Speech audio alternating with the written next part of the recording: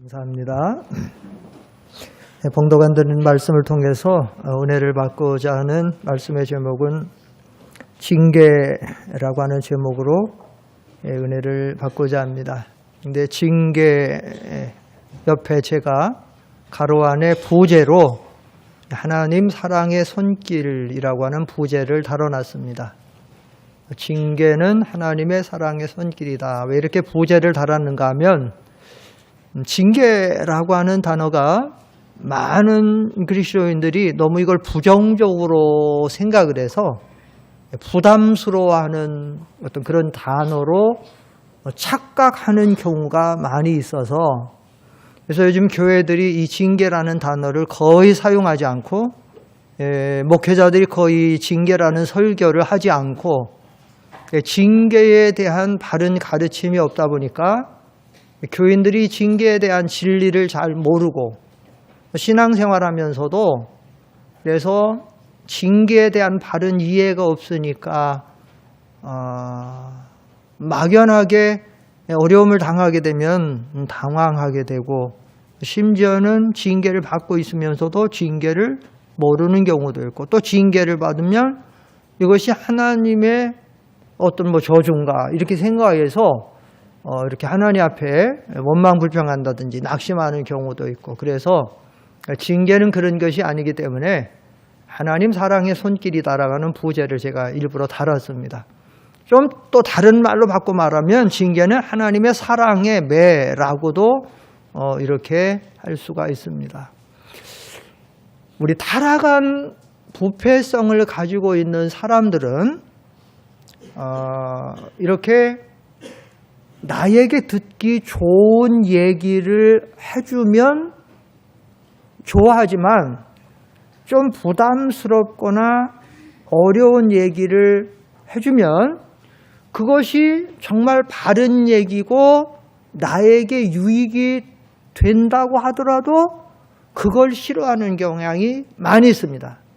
그러나 이것이 참되지 않은 것이고 거짓된 말이고 분명히 포장된 얘기인 줄을 알면서도 우리에게 얘기해 줄 때는 그것을 좋아하는, 왜 그런가 하면 우리 속에 죄의 부패한 부패성 본성이 있기 때문에 그러는 거예요. 그래서 우리가 이 성경을 보면 이 믿음이 타락할 때에는 이 하나님의 종들이 이렇게 바른 말씀으로 전해주게 되면 그걸 싫어해서 안 받아요. 이 성경에 많은 부분이 나와요.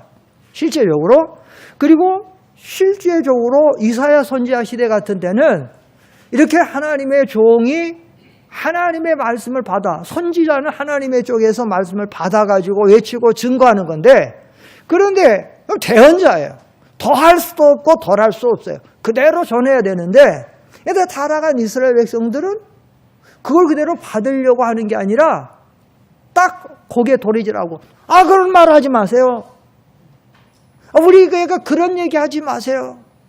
우리에게 그렇게 선견하려고 하지 말고 책망하려고 하지 말고. 그 이사야 30장 한번 읽어보겠습니다.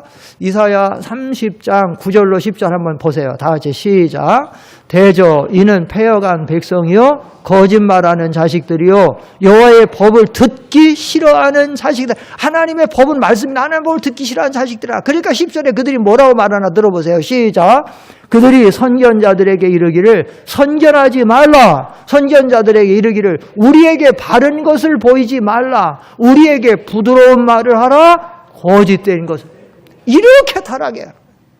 사람이 타락하고 이게 어두워지게 되면 바른 말 안 들으려고 그래요. 분명히 바른 것인데 하나님이 주시는 말씀인데 선견하지 마세요. 참견하지 마세요. 그런 말 하려고 하지 마세요. 하려면 좋은 말 해주세요.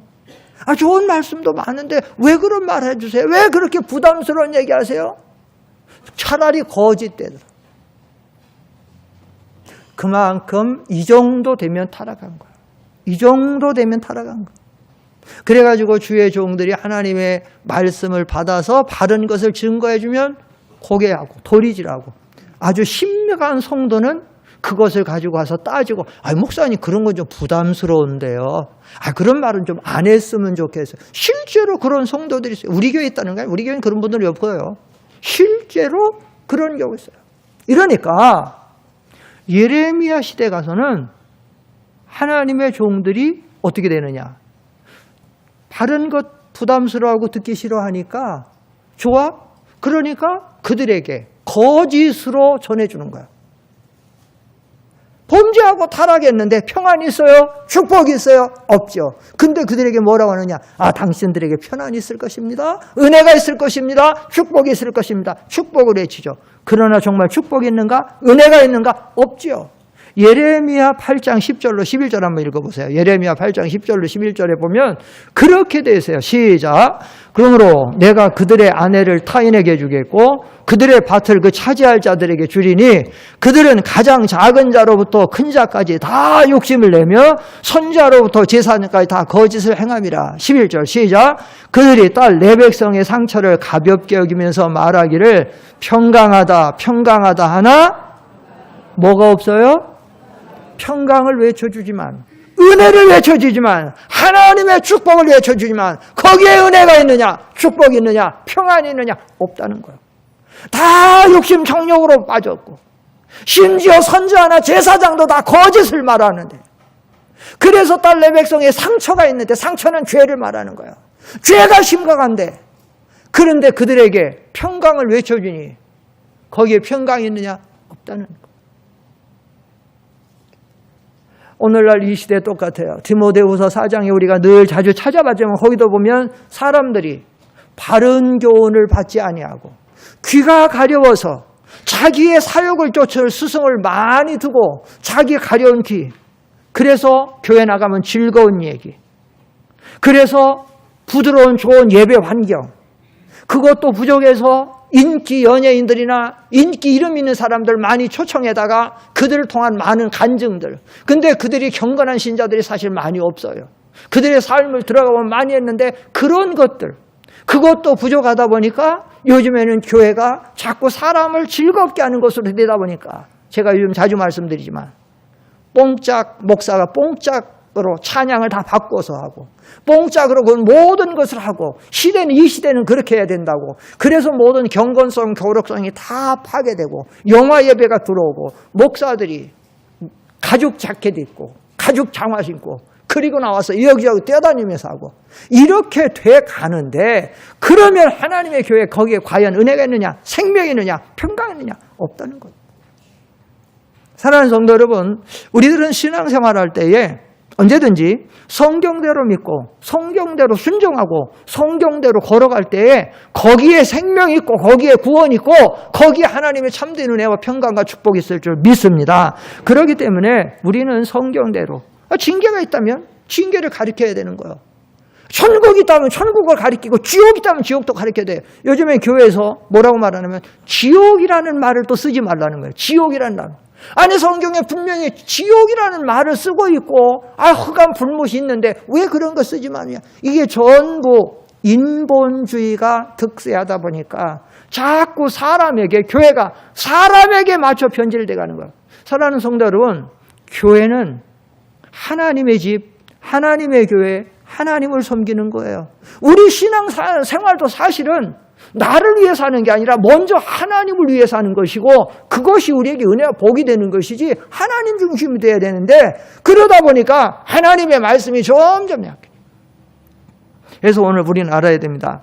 그래서 오늘 이 히브리서 12장을 통해서 징계에 대한 정의, 또 징계가 올 때 우리가 가져야 될 자세, 셋째는 징계가 오는 원인, 넷째는 징계를 하신 하나님의 목적, 다섯째는 징계를 맞는 그 결과에 대해서 이렇게 5가지로 이렇게 좀 잠깐 오전과 오후 시간에 우리가 살펴보기를 원합니다.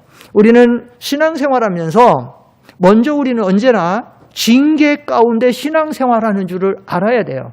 먼저 우리가 신명기 8장 5절로 6절 한번 읽어보세요. 신명기 8장 5절로 6절 시작. 앞에 보세요. 시작. 이 40년 동안에 내 의복이 헤어지지 아니하였고 네 발이 부르트지 아니하였느니라.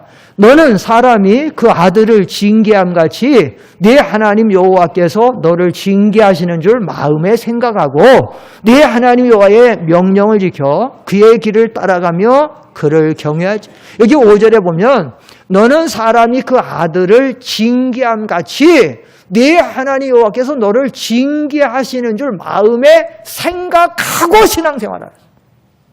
언제나 우리는 하나님이 우리를 징계하신다. 그 하나님 우리 징계하신다. 우리는 언제나 하나님의 징계 안에서 신앙생활할 수밖에 없는 것인 줄을 우리가 알고 거기에서 우리가 이렇게 진리를 깨닫고 바른 이해를 가지고 신앙생활해야 돼. 그럼 징계는 뭡니까? 징계에 대한 저항이에요. 징계라고 하는 것은 하나님께서 범죄한 성도들을 이렇게 회개시켜서 그래서 바로 세워서 복 받는 자리로 나게 하게 하시려는 하나님의 섭리적인 행동이에요. 죄를 범할 때 죄를 책망하고 회개시키고 바로 세워서 마침내 복 받게 하시려고 하는 하나님의 섭리적인 행동이 징계다. 징계다라는.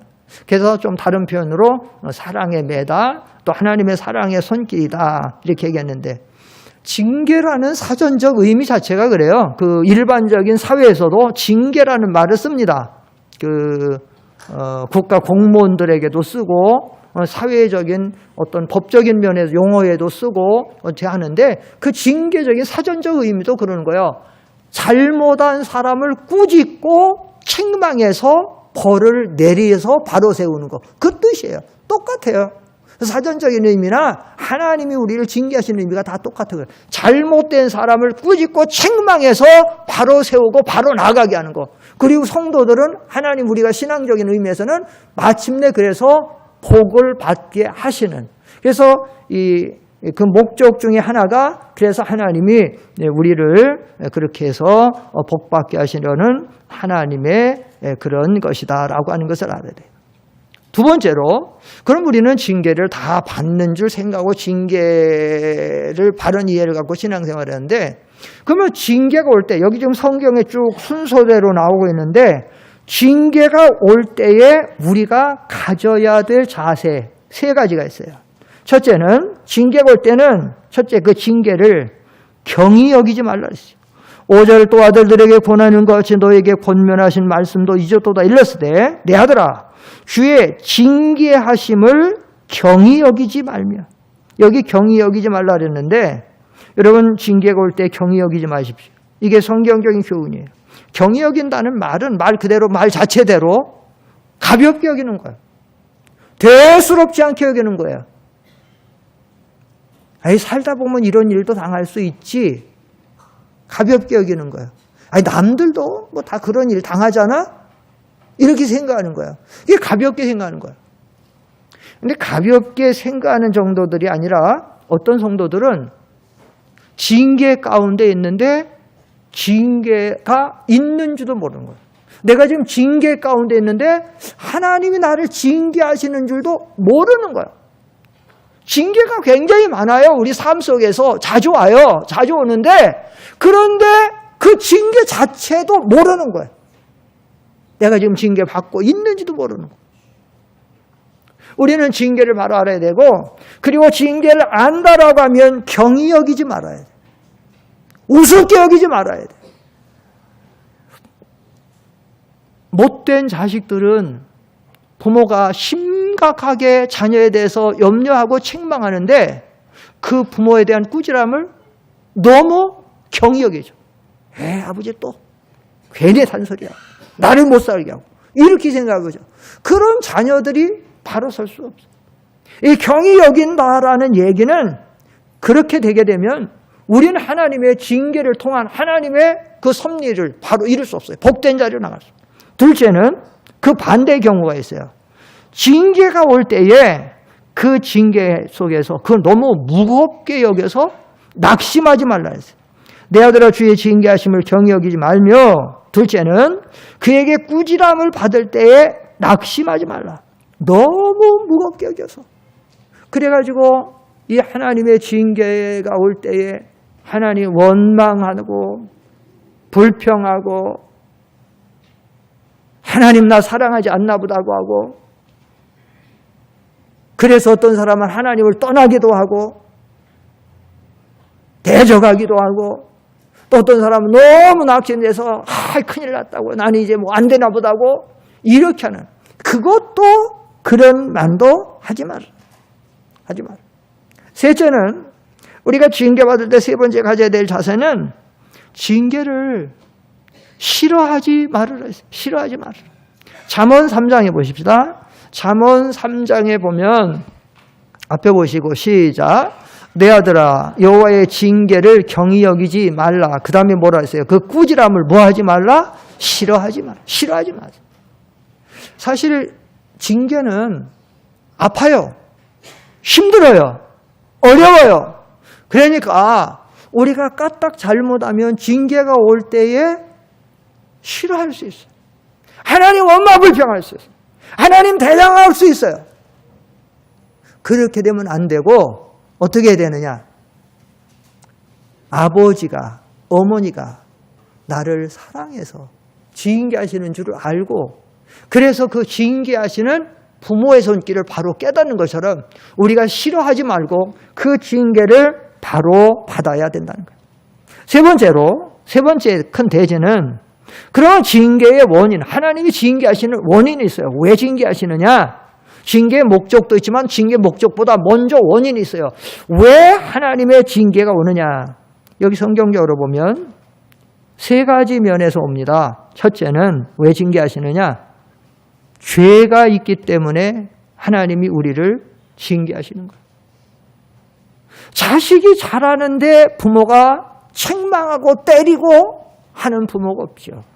하는데 잘못하니까 부모가 징계하는 거 아니에요? 책망하고 징계하는 거 아니에요? 마찬가지로 우리 성도들이 신앙생활하는데 죄 가운데 빠지고 하나님 말씀 불순종하고 하나님의 뜻대로 살지 아니하고 나가니까 하나님이 징계하시는 거예요.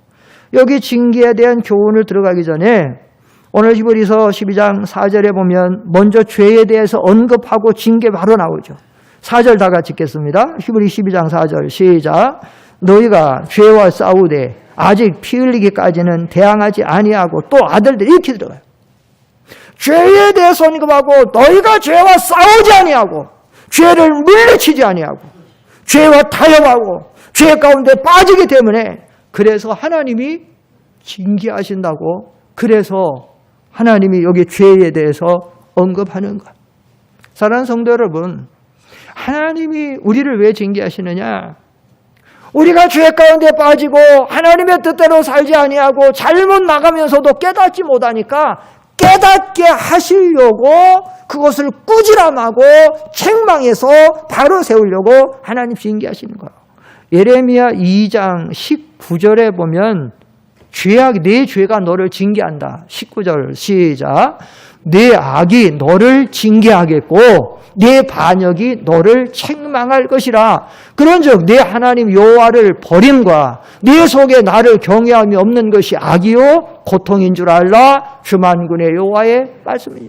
왜 하나님 징계가 오느냐? 죄악이 내 가운데 있고 하나님을 반역하고 하나님 불순종하고 거역하기 때문에 죄악이 온다.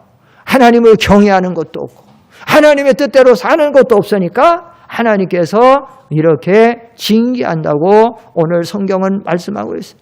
그래서 우리가 삶에서 내가 징계로 깨달아지는 부분이 있으면, 징계가 올 때는 우리가 알 수 있는 부분이 있는데, 징계가 올 때 내가 징계인가 아닌가 알 수 있는 부분은 뭔가 하면, 징계가 오면 아파요.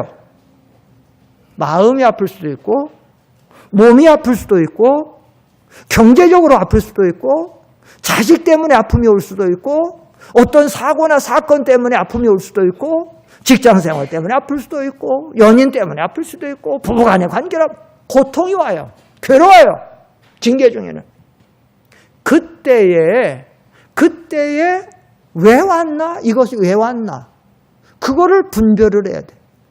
제가 자주 말씀드리지만 형통한 날에는 기뻐하고 곤고한 날에는 생각하라. 곤고한 고통과 괴로움과 어려움이 오면 생각하라는 거예요. 왜 이 고난이 왔지?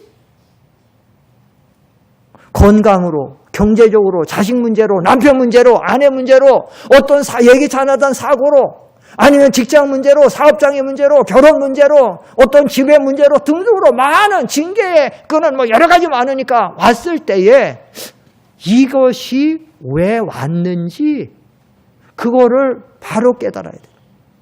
왜 왔나? 이 고난이, 이 고통이. 그래서 죄 때문에 오는 것인지 아닌지를 바로 분별해야 돼요. 고난이 있다고, 어려움이 있다고 다 징계가 아니에요. 징계가 아닌 고난도 우리의 삶 속에서 많이 있을 수 있어요. 그러니까 이것을 바로 분별하는 지혜가 필요하다. 둘째로, 왜 하나님이 우리를 징계하시느냐? 두 번째 징계하시는 이유는 하나님이 우리를 사랑하시기 때문에 징계합니다. 6절 다 같이 읽겠습니다. 6절. 제가 지금 전부 성경에 있는 그대로 지금 얘기하는 거예요. 성경이 쭉 나오는데. 6절 시작. 주께서 그 사랑하시는 자를 징계하시고, 이게 그랬잖아요. 왜 하나님이 우리를 아프게 하십니까? 왜 하나님이 우리를 때리십니까? 그것은 우리를 사랑하기 때문에. 사랑하지 않으면 때릴 필요 없어요. 사랑하지 않으면 이 아픔을 줄 필요가 없어요. 왜냐? 이 아픔을 주어야 내가 사랑하는 이 아이가 바로 설 수 있고, 바른 길로 나갈 수 있고, 바른 축복된 삶을 살 수 있으니까 사랑하니까 때려. 사랑하지 않으면 관계없어요. 사랑하지 않으면 그대로 버려두면 돼. 우리가 지나가다가 어떤 아이나 어떤 대상이 더러운 짓 하고 뭐 할 때 우리가 가서 때립니까? 우리가 가서 막 합니까? 그냥 가죠. 왜냐? 사실 내가 그 아이나 그 사람 뭐 관계가 없고 사랑하는 그걸 그냥 가는 거예요. 하나님도 마찬가지예요. 하나님이 정말로 우리를 사랑하지 않으면 우리를 징계할 필요가 없어요. 오늘 여기 성경에 분명히 말합니다. 왜 하나님이 우리를 징계하시느냐? 하나님이 그 사랑하시는 자를 징계하십니다. 사랑 안 하면 버려두는 거예요. 이 버려두는 것을 신학적인 용어로 유기라고 합니다. 유기, 버려두는 거, 유기. 뭐 유기견, 뭐 요즘 그런 말 많이 하잖아요. 유기견, 뭐 유기, 뭐 이런 유기. 버려두는 거, 버리는 거예요. 그냥 버려두는 거. 왜 버려두느냐? 사랑하지 않으니까. 노아 시대에 세상이 얼마나 타락하니까 하나님이 이 세상 버려둬요. 그리고 물로 심판하는 거예요. 노아 시대에 소돔과 고모라가 너무 타락하니까 하나님 사랑하지 않으니까 그대로 버려두는 거예요. 그 로마서 1장 24절 한번 읽어보세요. 로마서 1장 24절 앞에 보시죠. 시작. 그러므로 하나님께서 그들을 마음의 정욕대로 더러움에 어떻게 두사? 버리는 거예요. 그러니까 그대로 버려두면 사람은 어떻게 되겠느냐? 사람 버려두면 몸을 죄 가운데 빠지게 그들의 몸을 서로 욕되게 하셨어요. 이게 막 동성애가 여기 나오는 거예요. 로마서 1장에 보면 1장, 2장에 보면 동성애에 대해서 많이 언급이 되어 있어요. 요즘의 세상이 너무 최악이 되니까 동성애를 죄로 여기지 않고 나라 대통령들이 나서서 뭐 시장들이 나서서 그 소수자들 그거 의견 존중해 줘야 되고 그 사람들 어려움 동정하고 해서 이해해 줘야 된다. 이러다 보니까 사람들의 의식 구조가 막 이 영적으로 막 이 흑암이 죄악이 막 퍼지고 그러니까 사람들의 이것이 마비가 되는 거예요. 영적인 마비가 어두워지는 거예요. 그러니까 제가 지난번 어떤 글을 보니까 아들이 동성애에 빠졌어요. 아들이 동성애에 빠졌는데 그 어머니가 뭐라고 거기 있었어요. 동성애 날 게 나온 거예요. 뭐라고 했냐면 나는 우리 아들이 자랑스럽습니다. 떳떳하게 자기 의사 밝혀가지고 자기 취향대로 하는데 이게 뭐가 잘못됐습니까? 나는 우리 아들이 자랑스럽습니다. 내 아들이 그런 잘못된 데 있으면 얼마나 부끄러워갖고 알까봐 쉬쉬하고 뭐해도 부족한데 내 아들이 자랑스럽습니다. 이걸 국가적으로 장려하고 그들의 그것을 이해를 해주고 그들의 그런 어려운 면이 있으니까 이해를 해주고 받아주고 그거는 이해해주고 받아줘야 될 그것이 아니에요. 타락한 사람들 속에는 즐기는 그 성향들이 다 달라요. 어떤 사람은 동성애를 즐기는 그 성향이 그 끌림에 대한 게 있지만 어떤 사람들은요, 남을 죽이는 것을 즐기는 사람도 있어요. 남의 어떤 해코지 않은 즐거움을 찾는 사람의 그 본성들이 그게 많아요. 그걸 우리가 어떻게 이해를 해주고 어떻게 용납해주고 받아주고 아니, 그건 아니. 그래서 하나님 어떻게 하느냐, 그 소돔과 고모라의 동성애가 막 있고 노아 시대, 그러니까 하나님이 어떻게 하느냐, 버려두는 거예요. 그 로마서 1장 28절에도 또 나오죠. 한번 읽어보세요. 아까 28절 시작. 또한 그들이 마음에 하나님 두기를 싫어하며 하나님께서 그들을 그 상실한 마음대로 어떻게 하셨어요? 내버려 두사. 내버려 두니까 합당하지 못한 일을 하게 하셔갖고 순리대로, 몸도 순리대로 쓰지 아니하고. 거기 쭉 나와요. 남자가 남자로, 여자가 여자로 쭉 나와요. 영리로 쓴다고. 성경에서 분명히 그거는 잘못된 것이라고 규정하고 있는데도 사람들의 말세에는 인본주의 세상이 되니까 인간들에게 전부 맞춰가지고. 그래서 우리가 그 정책적으로나 이런 모든 면에서도 우리가 성경으로 분별해야 돼요. 아, 정책적으로 이게 국가에서 이렇게 되니까. 나 지난번 그 사진 한번 보고 깜짝 놀랐어요. 세계 정상들, 몇 개국 정상들이 다 모였어요. 그 정상들이 모여가지고 대통령들, 수상들이 모여가지고 회의를 하다고, 그 다음에 그 영부인들이 모여가지고, 그래가지고 하다가 사진을 쭉 찍는데, 영부인들이 모여서 찍는데, 남자가 하나 딱 서 있는 거예요. 그게 누구냐 했더니, 어느 나라 대통령의 부인인데 부인이 남자야. 다시 말하면, 그 수상이 동성애자. 내가 지금 잊어버렸어요. 몇 달 전 됐는데, 유럽의 벨기에인지 어떤 나라의 대통령이 동성애자야. 그 동성애자를 데리고 와서 영부인 거기다 집어넣은 거예요. 넣어가지고 영부인들 쭉 서니까 그 대통령들도 우리 같은 끔찍해서 옆에 같이 서지도 못하게 하는데 같이 사진 찍고. 세상이 온통 지금 죄악으로 달려가는 거야. 멸망의 길로. 그래서 하나님이 성경에 분명히 말했어요. 노아 시대는 물로 심판했고 그러나 물로는 다시 심판하지 않겠다. 그래서 그 증거로 하나님이 뭘 주셨죠? 무지개를 주신 거야. 그러나 하나님 마지막에는 분명히 이 세상을 심판할 거다. 그래서 그 심판을 뭘로 한다 그랬어요? 물로 안 하고? 마지막에 불로 하는 거야. 불, 요즘에 화산불들 보니까요. 화산 폭발하는 무서워요. 화산이 막 한번 폭발하니까 속에서 이 지구 속에 불들이 가득 마그마에 막 그 불들이 막 있어갖고 막 각 나라마다 우리나라도 지금 백두산이 지금 터지려고 한다고 지금 중국하고 지금 북쪽 안에서 상당히 긴장하고 있는데 백두산 한번 터지면 굉장할 거라 그래요. 백두산 가보신 분들 알지만 그 옛날에 터져갖고 생긴 천지잖아요, 그게. 그게 얼마나 커요? 그 물이 얼마나, 그게 백두산.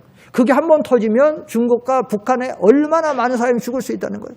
뭐 이게 가설이지만 옛날에 공룡들이 다 없어졌는데, 공룡들이 실제 있다가 없어졌는데, 공룡들이 없어지는 원인이 이렇게 지구가 이런 화산으로 폭발해가지고 지구재가 많이 막 덮어갖고 추워서 다 얼어 죽지 않는 이런 가설들도 많이. 근데 실제일 수도 있는데, 그런데 그런 화산이나 이런 폭발은 아니더라도 지금 각 나라가 쌓여있는 폭탄들, 핵무기들, 지금은 원자가 아니에요, 핵무기가. 지금은 수소폭탄이에요.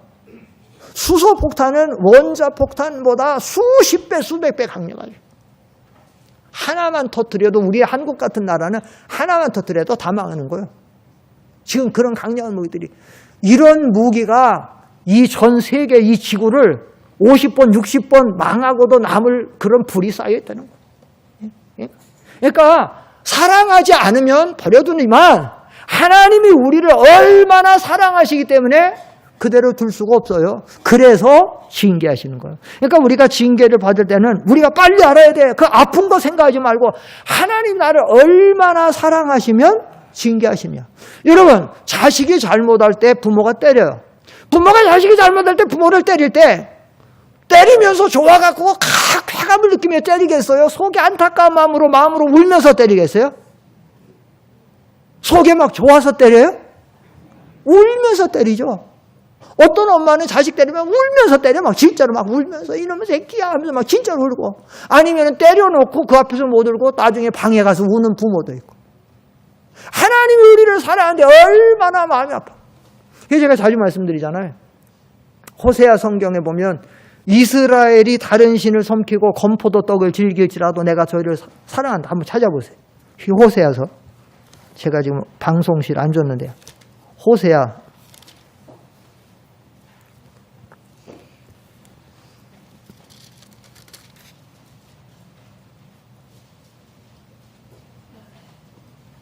호세아 3장.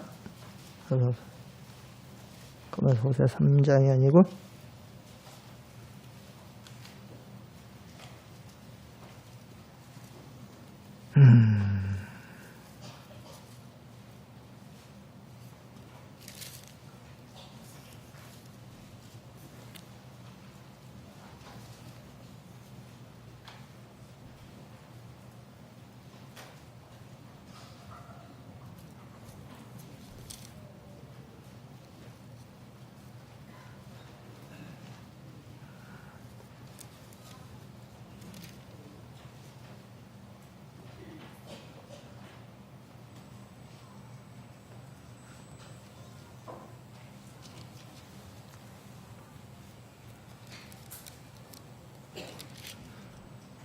다음에 찾읍시다. 내가 찾아오지 않아갖고.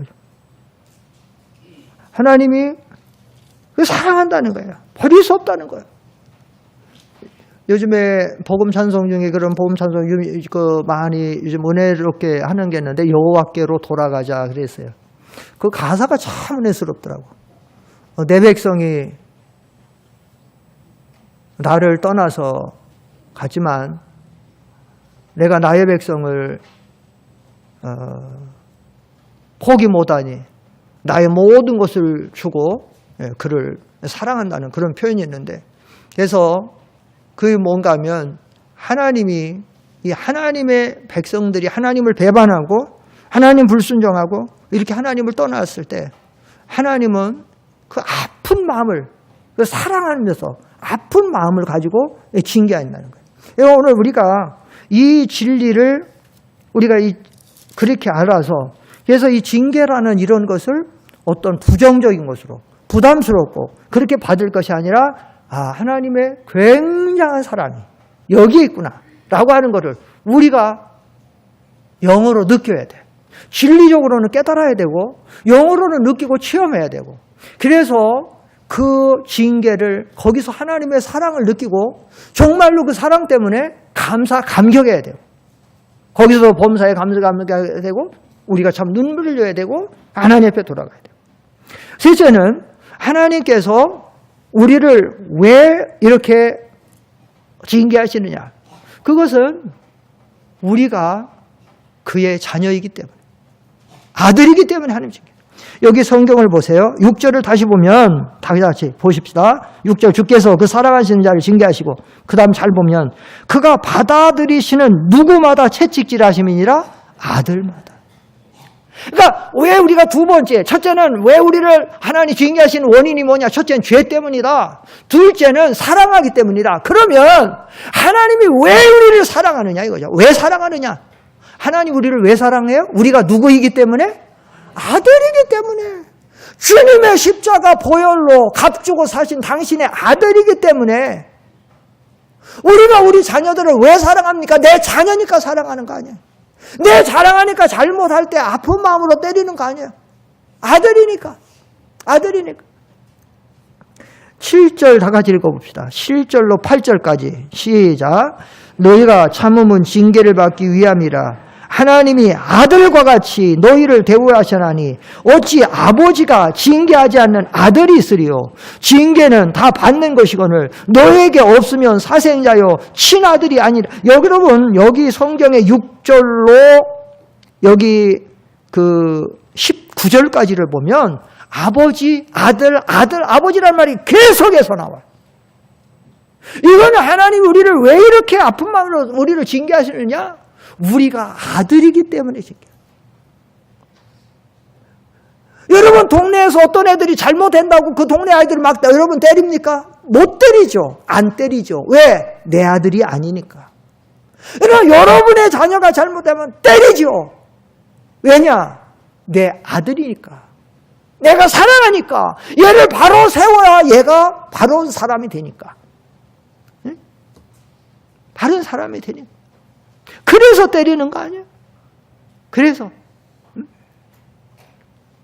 우리 하나님의 아들이니까 그대로 두면 안 되니까 하나님 때리는 거야. 우리가 참으로 예수님 믿고 구원받아서 하나님의 백성이 됐으면요 100% 다 징계를 받습니다. 징계 안 받는 사람 하나도 없습니다. 아니요 목사님 나 징계 한 번도 안 받았어요? 그런 사람이 있을 수도 있는데 그건 둘 중에 하나예요. 징계를 받고서도 무감각해서 못 깨닫는 사람이든지 아니면 하나님이 사랑하지 않는 사람이든지 셋째로 아니면 믿음이 아주 어려서. 여러분 어린 한두 살짜리가 잘못하면 때립니까 안 때립니까? 이 젖먹이가 이제 돌 됐는데 이제 몇 년 됐는데 무자비하게 때립니까? 못 때리지요.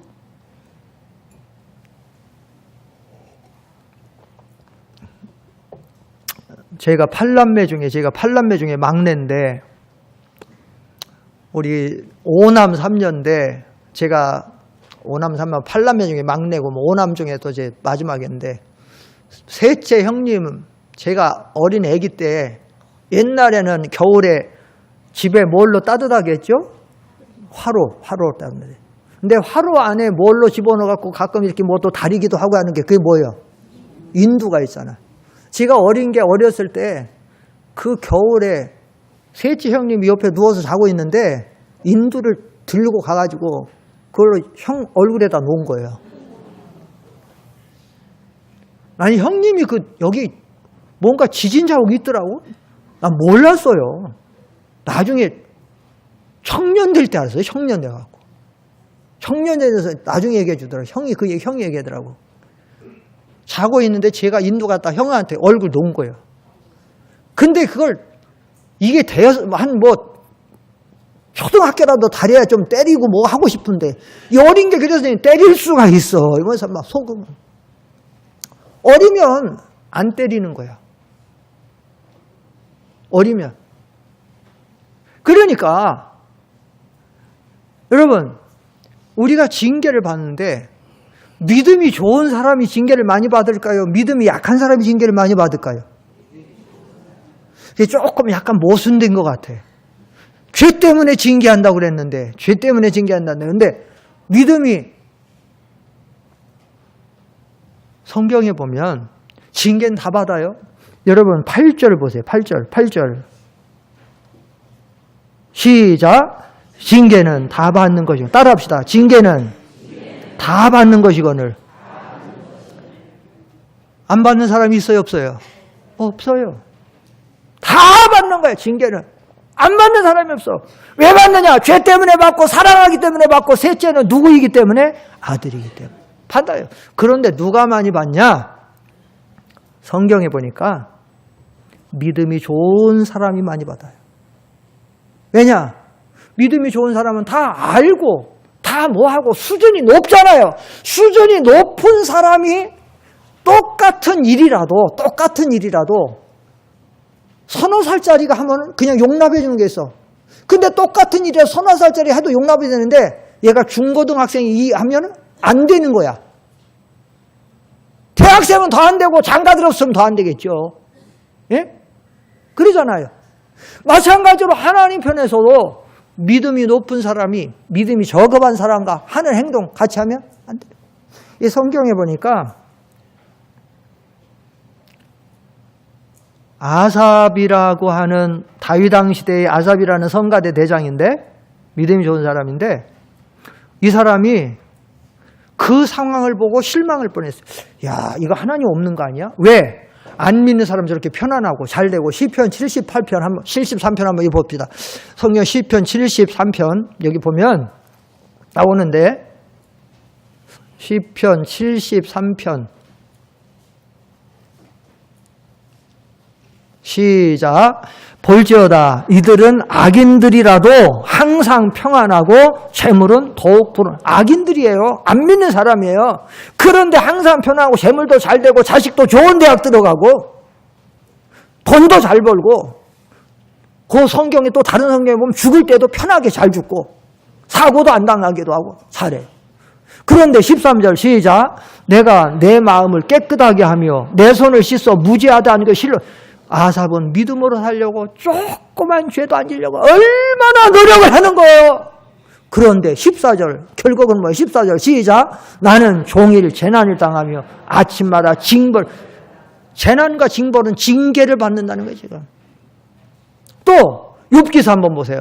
욥기서 7장에 보면 욥기서 7장에 거기 보면 시작. 사람이 무엇이기에 주께서 그를 크게 만드사 그의 마음을 두시기. 18절 시작.